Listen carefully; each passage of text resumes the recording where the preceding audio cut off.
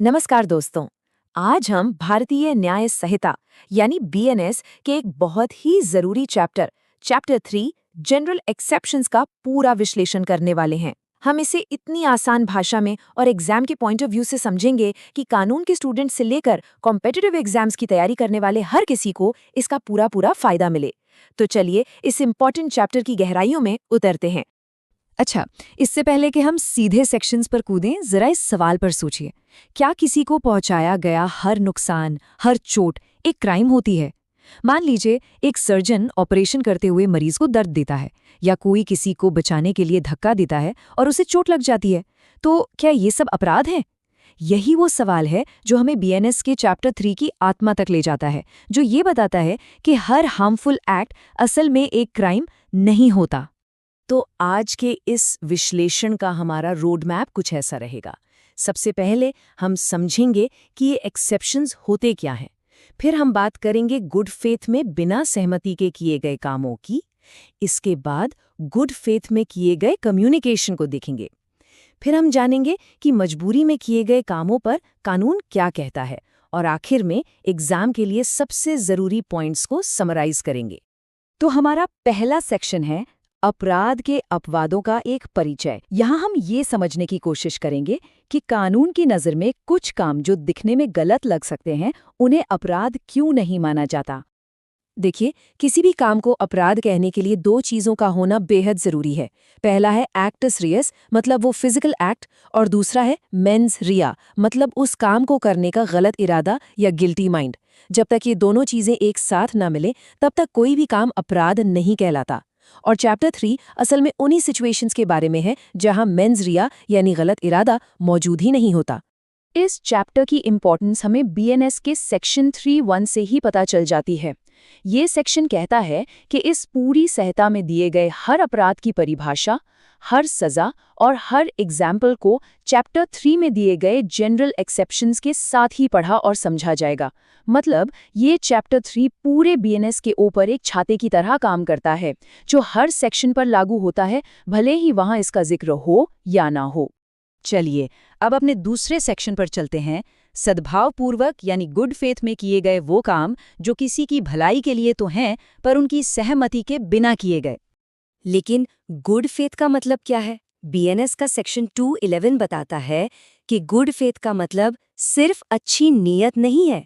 इसका मतलब है ड्यू केयर एंड अटेंशन के साथ, यानी पूरी सावधानी और ध्यान से किया गया काम। सिर्फ इरादा अच्छा होना काफी नहीं है, काम भी सावधानी से होना चाहिए। इसे एक एग्जाम्पल से समझते हैं। एक पिता अपने बच्चे की भलाई के लिए एक सर्जन से पथरी का ऑपरेशन करवाता है। उसे पता है कि ऑपरेशन में रिस्क है, पर उसका इरादा बच्चे की जान लेना नहीं, बल्कि उसकी जान बचाना है। यहाँ पिता ने कोई अपराध नहीं किया, क्योंकि ये काम बच्चे के फायदे के लिए और गुड फेथ में किया गया था। एक और ड्रामेटिक एग्जाम्पल देखते हैं।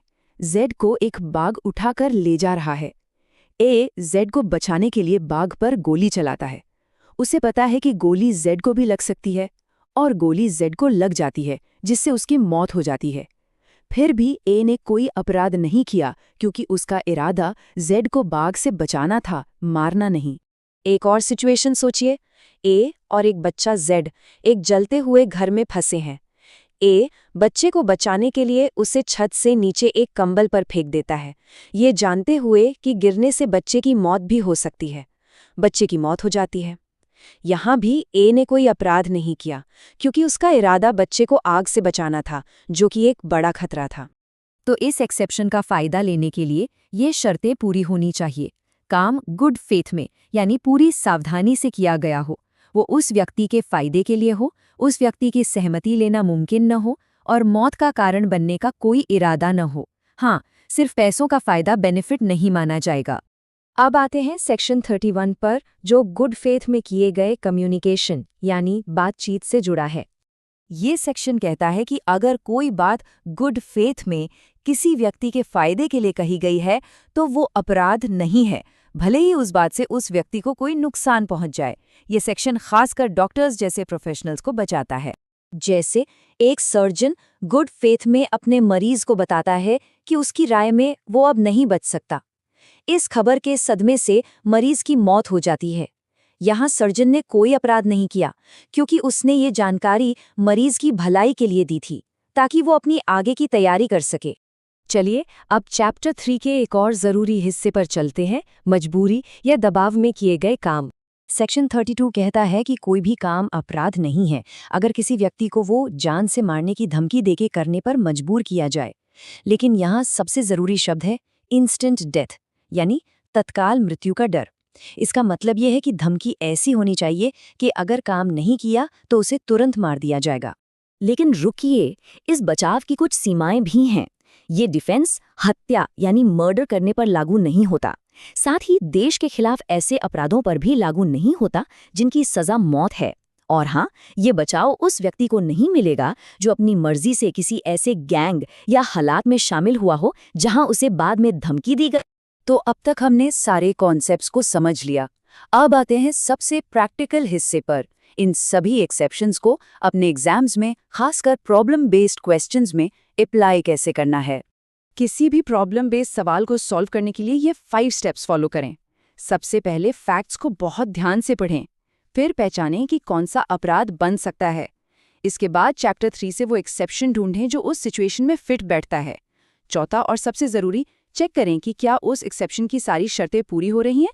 और आखिर में अपने एनालिसिस के आधार पर एक क्लियर कंक्लूजन लिखें। क्रिमिनल लॉ का एक फंडामेंटल प्रिंसिपल इस लैटिन कहावत में छिपा है, एक्टस नॉन फासिट रियम नीजी मेंस सिट्रिया। इसका सीधा सा मतलब है, सिर्फ कोई काम कर देने से कोई व्यक्ति दोषी नहीं हो जाता, जब तक कि उसका मन भी दोषी न हो। ये एक लाइन असल में पूरे चैप्टर 3 का सार है। ये हमें बताता है कि कानून सिर्फ हमारे कामों को नहीं, हमारे इरादों को भी तौलता है। तो आज की चर्चा का सबसे बड़ा टेकअवे यही है कि बीएनएस का चैप्टर 3 क्रिमिनल लॉ का एक सेफ्टी वाल्व है। ये उन लोगों को बचाता है जिनसे भले ही कोई नुकसान हुआ हो, लेकिन उन्होंने ऐसा किसी गलत इरादे या क्रिमिनल इंटेंशन से नहीं किया। ये न्याय को मानवीय बनाता है। और जाते जाते एक सवाल आपके लिए, कानून का ये सेफ्टी वाल्व मासूम लोगों को तो बचाता है, पर इस बात को कैसे पक्का किया जाए कि अपराधी इसका फायदा उठाकर कानून के शिकंजे से बच न निकले? इसके गलत इस्तेमाल को कैसे रोका जा सकता है? इस पर जरूर सोचिएगा। आज के लिए बस इतना ही। उम्मीद है बीएनएस के चैप्टर 3 का ये विश्लेषण आपके लिए फायदेमंद साबित होगा। अगली बार फिर मिलेंगे एक नए कानूनी विषय के साथ। धन्यवाद।